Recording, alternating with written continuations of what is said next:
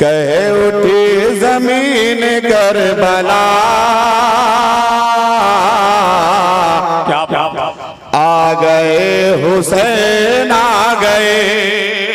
अब थोड़ा सा इसको बढ़ा दे बाबू, ए लल्ला हमारी तरफ देखो, जब तक हम जिंदा है जिंदा रहो, इधर ही देखते रहो, इधर उधर देखने, थोड़ा सा इको और मिक्स करो इसमें, इको हल्का सा। कहे उठी जमीन करबला, आ गए हुसैन आ गए, आ गए हुसैन आ गए। कहे उठी जमीन करबला, आ गए हुसैन आ गए। कहे उठी जमीन करबला, आ गए हुसैन आ गए। कहे उठी जमीन करबला, आ गए हुसैन आ गए। जुल्म का करेंगे खात्मा, जुल्म का करेंगे खात्मा, आ गए हुसैन आ गए। जुल्म का करेंगे खात्मा, आ गए हुसैन आ गए। जुल्म का करेंगे खात्मा, आ गए हुसैन आ गए, आ गए हुसैन आ गए, आ गए। सुभान अल्लाह। मेराज हुसैन आ गए। मेराज भाई तुम इतने मालदार आदमी, इतना छोटा नोट लेके आए हैं, इससे बड़ा नहीं चलता है नेपाल में? अच्छा चलता है, चलता है, चलेगा, जोर जोर से कहते। जुल्म का करेंगे खात्मा, आ गए हुसैन आ गए। और क्यों आए हुसैन? क्या काम था उनका मैदान करबला में आने का? शेर सुने, आ गए हुसैन आ गए। अरे घर का घर लुटाने के लिए, दीन को बचाने के लिए। क्या अगर बात सच्ची हो तो पूरा मजमा जोर से कह दे सुभान अल्लाह। अरे घर का घर लुटाने के लिए, दीन को बचाने के लिए, दीन को बचाने के लिए। घर का घर लुटाने के लिए, दीन को बचाने के लिए। करबला की रेत पर शाह, करबला की रेत पर शाह, आ गए हुसैन आ गए।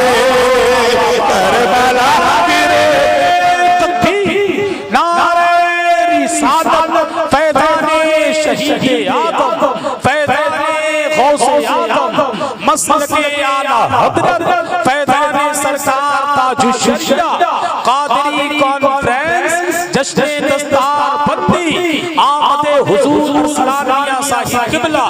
सुभान अल्लाह। एक शेर, आखिरी शेर हसन भाई, नेपालगंज के एक माहौल में पढ़ रहा हूँ, क्योंकि मैं यहाँ जानता हूँ कौन क्या है और कौन कैसा है, समझ रहे हैं, बहुत अच्छे से जानता हूँ।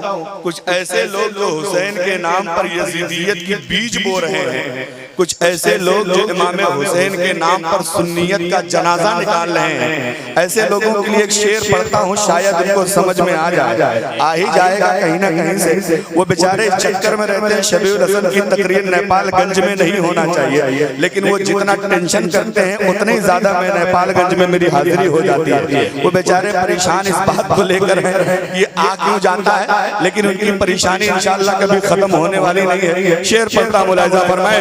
अरे साथ में है मुस्तफा का प्यार, हाथ में अली की जुल्फ़, साथ में है मुस्तफा का प्यार, हाथ में अली की जुल्फ़कार, हाथ में अली की जुल्फ़कार, साथ में है मुस्तफा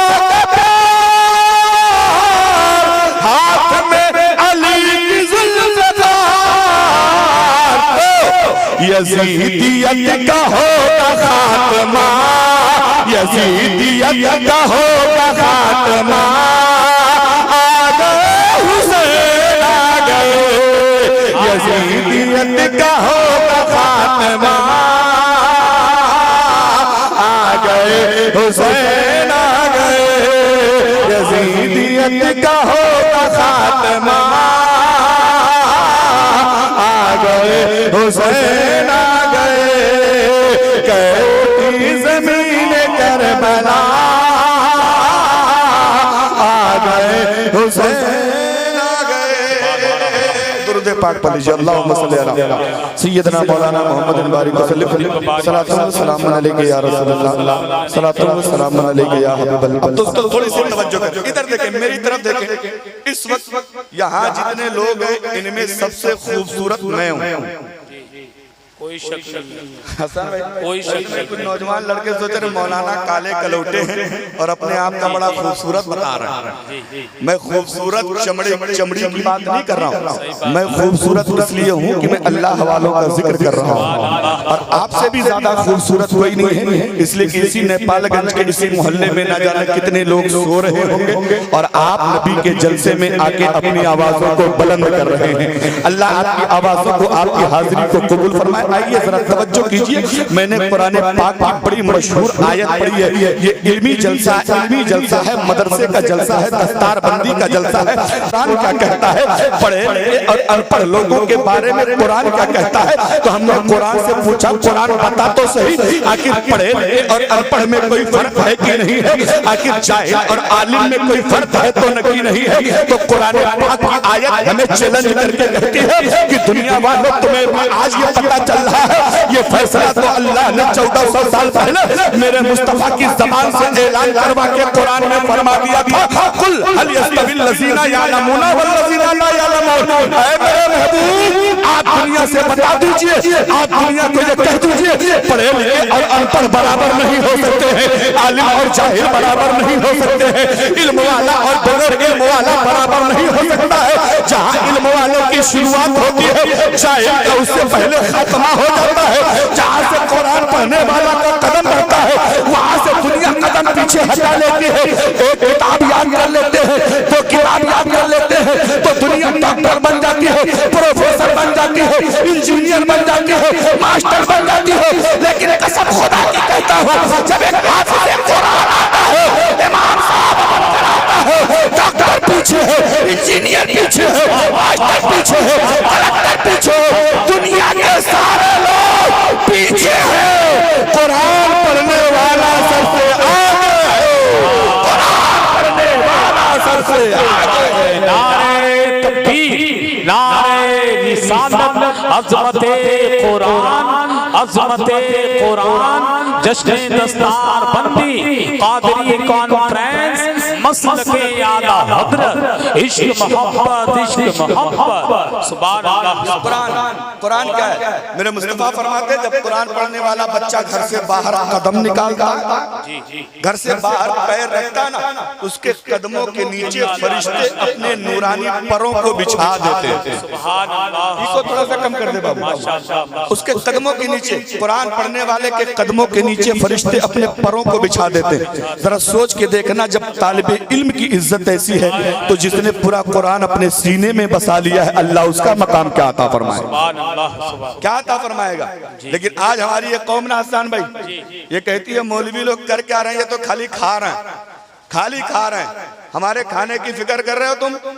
तुम्हें अल्लाह सलामत रखे, कम से कम इतनी तो फिक्र है कि हम खा क्या रहे हैं, इतनी तो फिक्र है तुम्हें हम कर क्या रहे हैं। अगर इतनी फिक्र तुम अपने घर की कर लेते ना, इतनी फिक्र तुम अपने बच्चों की कर लेते तो बच्चा नशेड़ी नहीं बनता। इतनी फिक्र तुम अपने बेटे की कर लेते तो बेटा जुआरी नहीं बनता। इतनी फिक्र तुम अपने घर वालों की कर लेते तो बेटियां नंगे सर बाजारों में नहीं घूमती। लेकिन मामला बड़ा अजीब है, तुम्हें हमारी तो फिक्र है, हम खा रहे हैं। ईमानदारी से कह रहा हूँ और कैमरे के बीच में कह रहा हूँ ये बात, चलो हमारी बात छोड़ दो, मौलवी खाते हैं छोड़ दो। इसी नेपालगंज की सरजमीन है, मौलवी ठेला लगा के अपने बच्चों को पाल लेगा, दूसरे की दुकानों पे नौकरी करके अपने बच्चों को पाल लेगा। हमारी फिक्र करना छोड़ दो। इसी नेपालगंज के किसी मदरसे में सिर्फ 100 साल, गिनती के 100 साल, एक भी हाफिज ना बने, एक भी आलिम ना बने। अल्लाह की कसम खा के कहता हूँ, तुम्हारे बच्चे कलमा पढ़ना भूल जाएंगे। तुम्हारी आने वाली नस्लें कलमा कहते किसको है ये उन्हें याद नहीं रह जाएगा। यहाँ जितने लोग बैठे हैं, शायद आज के 100 साल के बाद कोई इनमें से जिंदा नहीं रहेगा, कोई जिंदा नहीं रहेगा। जरा बताओ तो सही, इन मदरसों पे उंगली उठाने वालों, आज जो दीन सलामत है इन्हीं मदरसों की वजह से सलामत है। आज जो शरीयत का प्रचार हो रहा है वो इन्हीं मदरसों की वजह से हो रहा है। बेशक बेशक हक है। वरना वरना वरना आपका काम क्या पता है? आपका काम तो बस इतना है, अल्लाह ने दौलत दे दी तो 25,000 का डीजे आएगा, 10,000 की रंडियां नाचने के लिए आएंगी। आपको अल्लाह ने थोड़ी सी तौफीक दे दी ना, तो रात में बारात निकाल के पूरे रात को, पूरे रोड को रोड लाइट से सजा दोगे। लेकिन जब तुमसे किसी मदरसे वाले पहुंचते हैं, तुम इतना कर्जा बता देते हो कि लगता है कि भैया 200-400 इन्हीं को दे दो उल्टा। सही बात। यह हाल है हमारी कौम का। हमारी कौम की सच्चाई देखना हो ना मुसलमानों की, इनकी अमीरी देखना हो तो इनकी शादियां देख लो, और इनकी गरीबी देखना हो तो मस्जिद मदरसे की रसीद उठा के देख लो। इनसे बड़ा कोई गरीब नहीं है। एक जिला पड़ता है इधर महाराजगंज, जानते होंगे, गोरखपुर के पास पड़ता है। महाराजगंज में एक दूल्हे का भाई अपने भाई की शादी में जेसीबी मशीन पे चढ़ के 20 लाख रुपया उसने लोगों पे उड़ा दिया। 20 लाख भारतीय रुपया, तुम्हारे यहाँ का 32 लाख हो गया। बताओ, ये है इस्लाम, ये है मुसलमान। चूंकि तुमने डग्गामारी से रुपया कमाया है, इसलिए तुम्हें उस रुपये की अहमियत पता नहीं। तुमने जायज तरीके पे मेहनत करके जो पैसा कमाया होता ना, तो जायज तरीके की मेहनत की कमाई कभी बर्बाद नहीं होती। जायज तरीके पे जो रुपया कमाया जाता है, उसको खर्च करने में आदमी को दर्द होता है, उसको खर्च करने में इंसान को तकलीफ होती है। लेकिन तुमने तो सूद का व्यापार करके रुपया कमाया है, भंसार से 3 का 13 करके रुपया कमाया है, न जाने कैसी कैसी गलत काम करके आपने रुपया कमाया है। लेकिन याद रखो, अल्लाह कुरान पाक में फरमाता, कुलू मिन तय्यबाती मा रज़क़नाकुम, खा लिया करो, खा लिया करो नेक रोजी जो हमने तुम्हें अता फरमाई है। इसका मतलब ये है कि अल्लाह ने नेक रोजी खाने का हुक्म दिया है, हराम कामों से बचने का हुक्म अता फरमाया है। लेकिन हमारी दुआएं कबूल क्यों नहीं होती है? पता है, इसलिए कि हमारे घरों में हलाल रोजी आ रही है कि हराम आ रही है, इसमें पता ही नहीं रह गया है। हम हलाल खा रहे हैं कि हराम खा रहे हैं, इसकी तमीज ही नहीं रह गई है। आओ मैं एक छोटी सी बात बताऊं। इमाम राजी है, इमाम राजी एक बार गए खजूर लेने के लिए, खजूर खरीदने के लिए गए, ठेले पे खजूर खरीदी, उन्होंने अपने झोले में खजूर डलवाई ना, एक खजूर नीचे गिर गई, नीचे गिर गई। आप जैसे आलू प्याज खरीदने जाते हैं, आपने झोला फैलाया, उसने आलू आपके झोले में डाला, तो एक आध आलू कभी कभार गिर जाता ना, इधर उधर गिर गया, तो आप क्या करते? एक आलू उसके बदले में उठा के रख लेते। हजरत इमाम राजी है, खजूर तोलवा रहे, खजूर झोले में ले रहे, तो एक खजूर गिर गई ठेले पर।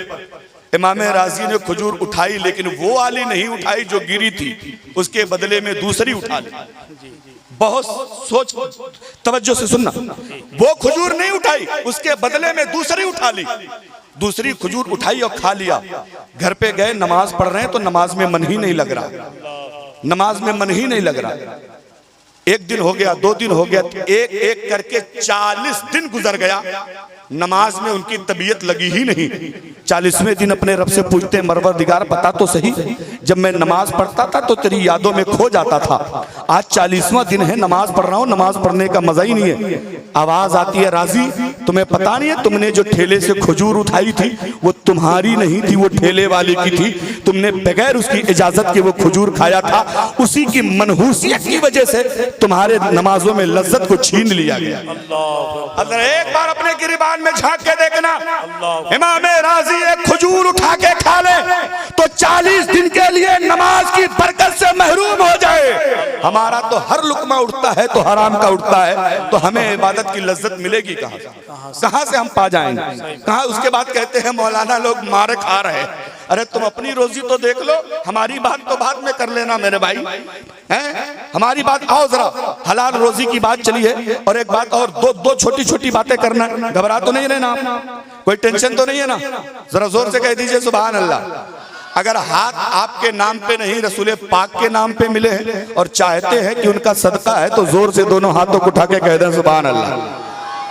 चाचा बहुत जल्दी सो रहे हैं, बिल्कुल हाथ तो बांध के, हाँ फुर्सत से मत सोइए मत यहाँ हाजिर है। आप ही को कह रहा हूँ, सफेद टोपी वाले चचा आपको कह रहा हूँ, आप बड़ी फुर्सत से सो रहे हैं। तवज्जो कीजिए, हजरत अबू दुजाना रजी अल्लाह ताला अन्हु हैं, फजर ज़ोहर असर मगरिब इशा पांचों वक्त की नमाज मुस्तफा के पीछे मस्जिद नबवी में पढ़ रहे हैं। नमाज मस्जिद नबवी में,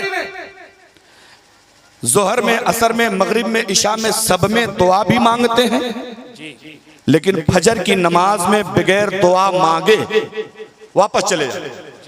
तवज्जो करना जरा, रिज़्क़ हलाल की बरकत कितनी होती है, रिज़्क़ हलाल कमाया कैसे जाता है। फजर ज़ोहर असर सारी नमाजें मुस्तफा के पीछे, 4 नमाजों में दुआ भी मांग रहे हैं, लेकिन फजर में दुआ नहीं मांगते, बगैर दुआ मांगे वापस चले जा रहे। एक दिन हुआ, 2 दिन हुआ, 3 दिन हुआ, एक दिन मुस्तफा ने रोका, कहा अबू दुजाना क्या बात है। नारे तकबीर, जमाते अहले सुन्नत की आलमी शोहरत याफ्ता शख्सियत खतीबुल हिंद हजरत अल्लामा मुफ्ती मोहम्मद इमरान हनफी मुरादाबादी की आमद हो रही है। सारे लोग खड़े होकर के मुफ्ती साहब का इस्तकबाल करें। नारे तकबीर, नारे रिसालत, फैज़ाने गौसे आदम, मसलके आला हजरत, आमदे हजरत अल्लामा मुफ्ती मोहम्मद इमरान हनफी मुरादाबादी, आमदे हजरत अल्लामा मुफ्ती मोहम्मद इमरान हनफी मुरादाबादी, जश्न दस्तार बंदी कादरी कॉन्फ्रेंस, इश्क मोहब्बत, नारे तकबीर, नारे रिसालत।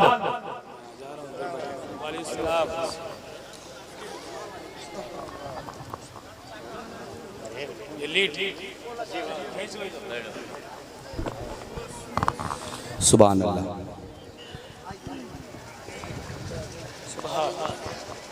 देखें वो खुसूसी खतीब जिनको सुनने के लिए लोग दूर दराज का सफ़र करते हैं, हज़रत अल्लामा मौलाना मुफ्ती इमरान हनफी साहब क़िबला मुरादाबादी अपनी पूरी शान खिताबत के साथ जलवा फरमा हो चुके हैं। और अभी मेरे फ़ौरन बाद या उसके बाद एक नाते पाक के बाद इंशाअल्लाह बिल्कुल अलग लबो लहजा, अलग अंदाज, अलग सिस्टम से तकरीरें होती हैं। इंशाअल्लाह सुनेंगे तो आप बहुत महजूज होंगे। खैरियत से हैं ना आप लोग? जी मत कहिए, जी मत कहिए। 1.5 किलो 5 किलो 8 किलो का सर मत हिलाइए। अगर दीनी जलसे में आए हैं तो कोई अगर पूछे खैरियत से हैं तो जवाब होना चाहिए। बीमार हो, परेशान हो, मरीज हो, कारोबार नहीं चल रहा, फसल खराब हो गई, दुकान बंद हो गई, कारखाना बंद हो गया, फिर भी अगर पूछे कोई खैरियत से हैं तो जवाब आना चाहिए अल्हम्दुलिल्लाह। जोर से बोलो, क्या जवाब आना चाहिए? अल्लाह ताला कुरान पाक में फरमाता व इन शकरतुम लअज़ीदन्नकुम, अगर तुम मेरा शुक्र अदा करोगे मैं तुम्हारी रोजी में बरकत अता कर दूंगा। हाँ, शुक्र अदा करने की। तो जोर से बोला, खैरियत से हैं आप लोग? तो मुफ्ती इमरान हनफी साहब का इस्तकबाल होना चाहिए। दोनों हाथ उठाइए, दोनों हाथ उठाइए, दोनों हाथ उठाइए। खड़े वाले खड़े खड़े, पड़े वाले पड़े पड़े, बैठे वाले बैठे बैठे, दोनों हाथ उठाओ। पूरा मजमा जोर से कह दो, लब्बैक या रसूल अल्लाह। सुभान अल्लाह। उठे हुए हाथों को सलामत रखे अल्लाह, इन उठे हुए हाथों को बीमारियों से महफूज फरमाए अल्लाह। इन हमारे नौजवानों के उठे हुए हाथों में रोजगार का हुनर अता फरमा दे। इनके हाथों में बरकत अता। तवज्जो करें, हजरत अबू दुजाना है, फजर ज़ोहर असर मगरिब इशा सारी नमाजें मुस्तफ़ा के पीछे। 4 नमाजों में दुआ पढ़ रहे हैं, लेकिन फजर की नमाज में दुआ नहीं मांगते, बगैर दुआ मांगे वापस चले जा रहे हैं, वापस चले जा रहे हैं, वापस चले जाए। मुस्तफ़ा ने रोक लिया ईशा की नमाज में। बताओ तो सही, बताओ तो सही, आखिर फजर में दुआ क्यों नहीं मांगते हो? उन्होंने कहा, या रसूल अल्लाह, ये एक राज है जो मैं जानूं, मेरा रब जाने। ये एक राज की बात है, आप मजमे में न पूछें, तन्हाई में चले तो मैं आपको अर्ज करता हूं। नबी फरमाते हैं, बताओ तो सही, कोई बात नहीं है, कोई सा राज हो बताओ जरा, मैं सुनने के लिए तैयार हूं।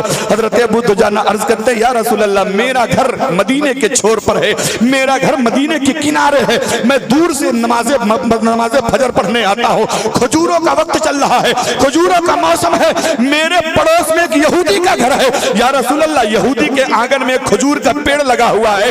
मैं आजकल खजूरों का सीजन चल रहा है, रात के सन्नाटे में, रात की तन्हाई में उसके तने बहुत फैले हुए हैं। कुछ खजूरें मेरे आंगन में गिर जाती हैं, मैं बगैर दुआ मांगे इसलिए घर चला जाता हूं ताकि की खजूरें उठा के यहूदी के घर पहुंचा दूं, कहीं ऐसा ना हो मैं दुआ मांगने में लग जाऊं, मेरे बच्चे सो के उठे खजूरें खा लेंगे तो मैं रब की बारगाह में जवाब कहां से दूंगा। रिज़्क़ हलाल की बरकत सुनना जरा।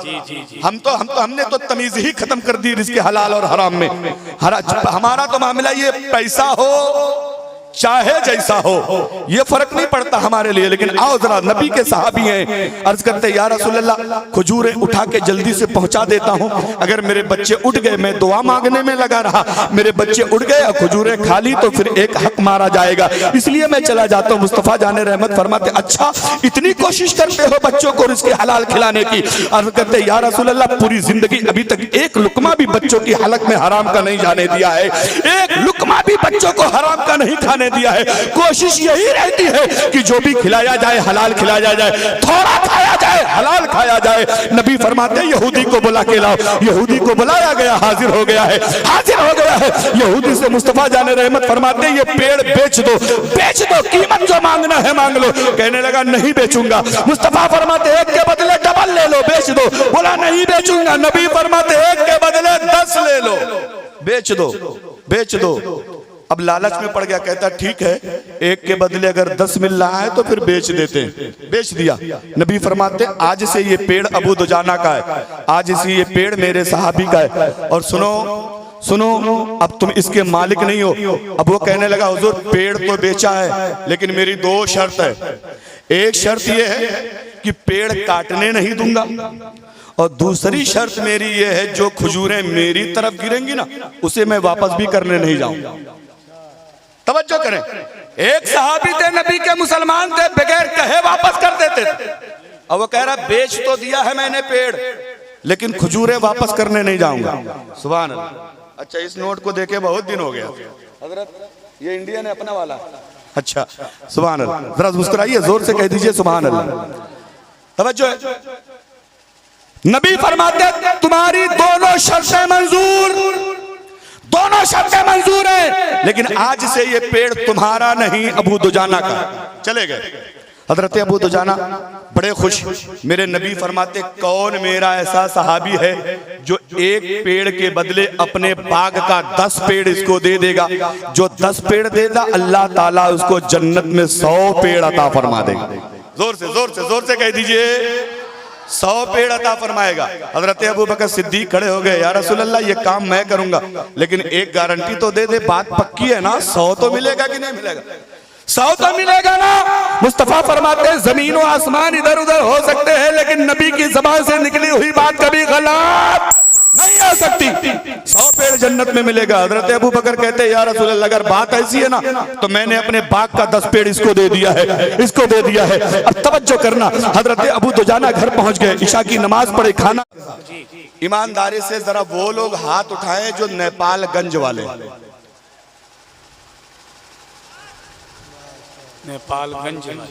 नेपालगंज मतलब ये पूरा मतलब जो नेपालगंज है यहाँ के जो रहने, हाँ यहाँ के रहना। अच्छा आप हाथ नीचे कर लीजिए भैया, जरा वो लोग हाथ उठाएं जो नेपालगंज के बाहर वाले।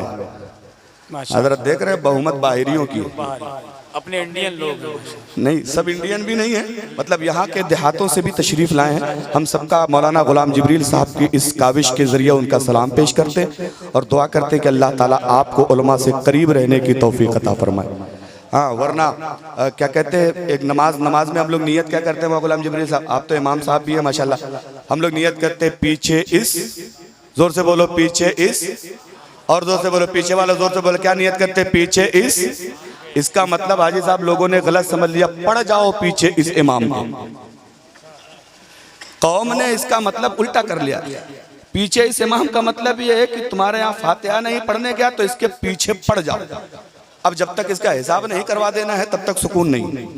ये हमारी कौम है, लेकिन याद रखना जब तक जब तक इमाम के पीछे हो तब तक जिंदा हो, और जिस दिन इमाम के आगे आ गए ना तो फिर इमाम के आगे जिंदा नहीं मुर्दा ही लिटाया जाता है। हाँ, इतना याद रखना, जब तक इमाम के पीछे हो समझ लो जिंदा हो, और जिस दिन इमाम के आगे आ गए तो फिर इन्ना लिल्लाह हमें पढ़ना ही पड़ेगा। इसलिए पढ़ने की जरूरत ना पड़े, पूरा मजमा जरा जोर से कह दे सुभान अल्लाह।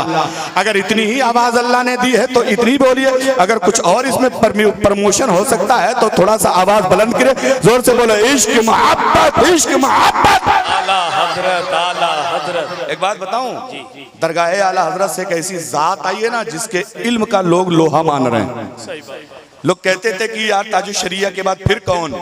अल्लाह ने अरसलान रजा को कह दिया कि ताजुल शरिया के जानशीन के तौर पे अल्लामा अरसलान रजा साहब यहाँ तशरीफ, और मेरे ख्याल से नेपालगंज में पहली बार आ रहे हैं, पहली बार आ रहे हैं। आपने आला हजरत को नहीं देखा होगा, बहुत सारे लोगों ने मुफ्ती आज़म हिंद को भी नहीं देखा होगा। लोग कहते हैं कि आला हजरत काले थे, हमने कहा जाहिलो, जब पोतों का ये आलम है तो दादा का आलम क्या रहा होगा? है तेरा मन काला, तेरा तन काला, तेरा बदन काला, तेरा पूरा जिस्म काला, तेरा अकीदा काला, तेरा सारा सिस्टम काला, तू आला हजरत को काला कहता है? अबे हमारे आला हजरत की तो शान ये है, ये हिफ्ज़ कुरान का जलसा है। दुनिया कोई हाफिज बनता है 3 साल में, कोई बनता है 4 साल में, कोई बनता है 2 साल में, कोई हाफिज बनता है 1 साल में, कोई 6 महीने में। दुनिया जो 4 महीने में, 6 महीने में, साल भर में, 2 साल 3 साल में हाफिज बने उसे हजरत कहते हैं। जो सिर्फ 25 घंटे में हाफिज बन जाए उसे आला हजरत कहते हैं, उसे आला हजरत कहते हैं। हाँ, वो जात का नाम है आला हजरत। लोग कहते हैं हजरत 30 दिन कैसा है? मगरिब से ईशा में पूरा दिन होता है क्या? मगरिब से ईशा में तो 1 घंटे का टाइम होता है। उस 1 घंटे में आला हजरत ने कुरान पाक याद किया था। पूरा दिन पढ़ते ना तो फिर शायद 24 घंटा भी नहीं लगता, पूरा कुरान पढ़ डालते। इसलिए ये आला हजरत के खानवादे के लोग तशरीफ लाए, उनको आपको सुन के जाना। तवज्जो करें, हजरत अबू दुजाना घर पहुंचे, सुबह खाना खा के लेट गए, वापस आए, मुस्तफ़ा जाने रहमत के साथ नमाज पढ़ी। मुस्तफ़ा ने पूछा बताओ तो सही, बताओ तो सही, बताओ तो सही, जल्दी तो नहीं? उन्होंने कहा या रसूल अल्लाह कोई जल्दी नहीं, आप दुआ मांगते जाते, हम आमीन कहते जाते। लेकिन अब कहते या रसूल अल्लाह मैं यहाँ था, सब कुछ ठीक था, घर पहुंचा तब भी सब ठीक था, मैंने खाना खाया तब भी मामला ठीक था। या रसूल अल्लाह जब मैं सोने के लिए गया तब भी मामला ठीक था। नबी ने पूछा ठीक क्या था? कहने लगे जो पेड़ आपने मेरे हवाले किया था, जो पेड़ आपने मेरे लिए खरीद के दिया था, जब मैं यहाँ से घर गया पेड़ यहूदी के घर में, मैंने खाना खाया पेड़ यहूदी के घर में, मैं सोने के लिए बिस्तर पे गया पेड़ यहूदी के घर में। लेकिन या रसूल अल्लाह जब मैं फजर पढ़ने आया हूँ तो पेड़ यहूदी के घर में नहीं, मेरे घर में आके खड़ा हो गया है, पेड़ मेरे घर में आके खड़ा हो गया है। और या रसूल अल्लाह ताज्जुब की बात तो ये है, पेड़ कटा नहीं है, पेड़ झुका नहीं है, पेड़ टूटा नहीं है, बल्कि दीवारों को चीरता हुआ मेरे आंगन में आके खड़ा हो गया है।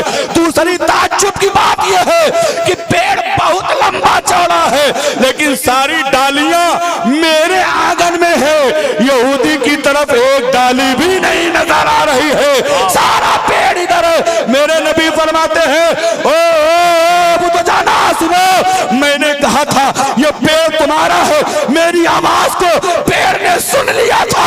उसने सोचा जब मुझे मुसलमान का बना दिया गया है तो काफिर के घर में रहने की जरूरत क्या है, काफिर के घर में रहने की जरूरत क्या? आला हज़रत फरमाते हो कौन देता है देने को मुझे चाहिए, देने वाला है सच्चा हमारा नबी, हमारा नबी। अब बस थोड़ी सी बात रह गई, इसी हदीस को मैं दूसरी बात मुकम्मल करता लेकिन मैं खत्म करता हूँ। हजरत तशरीफ लाए, बहुत बड़े खतीब है इनके आगे, तो हम लोग ऐसे जैसे मोटी मोटी लकड़ी को जलाने के लिए छोटी छोटी पहले लगाई जाती है ना, बस वही हाल है मुफ्ती साहब। हाँ हाँ, इतने बड़े खतीब है, हिंदुस्तान लेवल पे इनकी तकरीरें होती हैं। कोई सूबा शायद बचा हो इल्ला माशाअल्लाह, वरना कोई सूबा हिंदुस्तान का नहीं बचा जहाँ हजरत का खिताब। मेरी दूसरी तीसरी मुलाकात है, इनकी मोहब्बतें हैं कि मैं इनके सामने बोल रहा हूँ। जरा जोर से कह दे सुभान अल्लाह, एक बार और जोर से कह दे सुभान अल्लाह, एक बार जरा दुश्मनी में कह दे सुभान अल्लाह। हाँ तब का तुम कहीं पीछे थोड़ी हो। हाँ हाँ, हम मौलवियों से बड़ा तुम्हारा दुश्मन कौन है भैया? हाँ हाँ, हमसे बड़ा तुम्हारा दुश्मन कौन? तवज्जो है, तवज्जो है। पेड़ आ गया अबू दुजाना के घर, कुछ दिनों के बाद वही पेड़ सूखने लगा। बहुत काम की बात, बस गुफ्तगू खत्म, एकदम आखिरी मरहले में सूखने लगा। सूखने लगा। सहाबी दौड़ के पहुंच गए मुस्तफ़ा के पास। अच्छा, हम अपने घरों में अगर बाग लगा लेते हैं, खेत में खलियान में पेड़ लगा लेते हैं, तो पेड़ सूखता तो कहाँ जाते हैं? मौलाना के पास। तावीज़ बना दो हजरत। हम जाते हैं बीज भंडार की दुकान पर और उससे कहते हैं भैया पेड़ सूख रहा है, कोई कीटनाशक दवा दे दो, कोई दवा दे दो पेड़ को सही करने वाली, कीड़ों को मारने वाली। लेकिन मुस्तफ़ा के सहाबी थे, वो जानते थे हर मर्ज का इलाज मेरे मुस्तफ़ा के पास है, हर दर्द की दवा मेरे नबी के पास है। चले गए, कहने लगे या रसूल अल्लाह पेड़ सूख रहा है, पेड़ सूख रहा है। नबी फरमाते जाओ पेड़ पे चढ़ जाओ, जाओ पेड़ पे चढ़ जाओ। ये आगे वाला जुमला उन लोगों के लिए है ना जो कहते हैं नबी को पीठ के पीछे की खबर नहीं, नबी को किसी चीज का इल्म नहीं। अच्छा, मैं कल परसों नरसों एक जलसे में था मुफ्ती साहब, वहाँ एक आदमी ने मुझसे मजमे में सवाल किया, बोले हजरत सुन्नी और वहाबियों में फ़र्क क्या है? वो लोग कहते हैं कि बस दोनों में कुछ फ़र्क नहीं है, बस ये लोग कुछ करते हैं हम लोग कुछ नहीं करते। मैंने कहा जालिम, तुमसे बड़ा झूठा कोई नहीं। अबे हमारा नियाज का, फाते का, उर्स का, चादर का, गागर का मसला है ही नहीं। तुम झंडा जिंदगी में न अपने घर पे लगाओ, मुसलमान रहोगे। तुम जुलूस कभी ना निकालो, मुसलमान रहोगे। तुम मिलाद कभी अपने घर पे ना कराओ, मुसलमान रहोगे। तुम मजार पे कभी मत जाओ, मुसलमान रहोगे। फातिहा पढ़ना खड़े होके पढ़ो या बैठ के पढ़ोगे, मुसलमान रहोगे। सलाम खड़े होके पढ़ना है पढ़ो, बैठ के पढ़ना पढ़ो, कोई मसला नहीं है। हमारा उनका ये झगड़ा है ही नहीं। इस चक्कर में मत पढ़ना, इस चक्कर में मत पढ़ना। हमारा उनका नियाज फातिहे का, चादर गागर का, अगरबत्ती मोमबत्ती का झगड़ा नहीं है। हमारा उनका झगड़ा अकीदे का है। उन्होंने अपनी किताबों में लिखा मुस्तफ़ा मर के मिट्टी में मिल गए। हमने कहा माज़ल्लाहि रब्बिल आलमीन, ये अकीदा कुरान और हदीस के खिलाफ है, इसलिए हमारा झगड़ा ये है। वो कहते हैं नबी को पीठ के पीछे की खबर नहीं, हमारा झगड़ा ये है। वो कहते हैं नबी के माँ जहन्नम में जाएंगे, नबी के माँ बाप जहन्नमी है, हमारा झगड़ा ये है। वो कहते हैं जितना इल्म शैतान को है, जानवरों को है, इतना भी मुस्तफ़ा को नहीं है, हमारा झगड़ा ये है। आज तुम इन चीजों को अपनी किताबों से निकाल दो। जिन्होंने ये इबारतें लिखी हैं उनको काफिर मान लो। हम तुम्हें सीने से लगाने को तैयार है, हम तुम्हें अपना इमाम बनाने को तैयार है। हमारा झगड़ा ये है। लेकिन आपको वर्गलाते हैं कि नियाज फातिहे का झगड़ा है, वो लोग मजार पे जाते हैं, हम नहीं जाए। जालिमा, ये धोखा मत दो। ये धोखा तुम गैरों को दे सकते हो, लेकिन अल्हम्दुलिल्लाह ये सुन्नी शेर जो बैठे हैं ना, ये तुम्हारे चीथड़े करने के लिए बहुत तैयार रहते हैं। अब तवज्जो करना, आखिरी बात, पेड़ सूखने लगा। मेरे मुस्तफ़ा फरमाते हैं जाओ पेड़ पे चढ़ जाओ, चढ़ जाओ। उस पे एक हड्डी पड़ी है, हड्डी गोश्त की, उसे उतार दो, पेड़ सही हो जाए। मेरे मुस्तफ़ा मस्जिद नबवी में हड्डी पड़ी है सहाबी के घर के पेड़ पे। मुस्तफ़ा ने देखा कैसे, मुस्तफ़ा ने जाना कैसे? इसीलिए तो आला हजरत फरमाते हैं, इसी वो आला हजरत फरमाते हैं सबसे आला वो औला, जोर से बोले, सबसे बाला वो वाला, अपने मौला का प्यारा, दोनों आलम का दूल्हा, सब चमक वाले उजलों में चमका किए, अंधे शीशों में चमका हमारा नबी। ये शान है मेरे नबी की, ये शान है मेरे मुस्तफ़ा की। वो चले गए, हड्डी उतार दिया, पेड़ सही हो गया, पेड़ सही हो गया। कुछ दिनों के बाद आए मुस्तफ़ा की बारगाह में, अर्ज करने लगे हुजूर पता नहीं चल रहा ये हड्डी में इतना क्या था, हड्डी में ऐसा क्या था कि जिसकी वजह से पेड़ सूख रहा है। अब बहुत कलेजा थाम के बैठना, मेरे आखिरी 2-4 जुमले हैं, बहुत तसल्ली से सुनना। मेरे मुस्तफ़ा फरमाते तुम्हें पता है वो हड्डी कैसी थी? उस हड्डी को एक बेनमाजी ने चूस लिया था। अल्लाह, उस हड्डी को एक बेनमाजी ने अपने मुंह में रखकर चूस लिया था।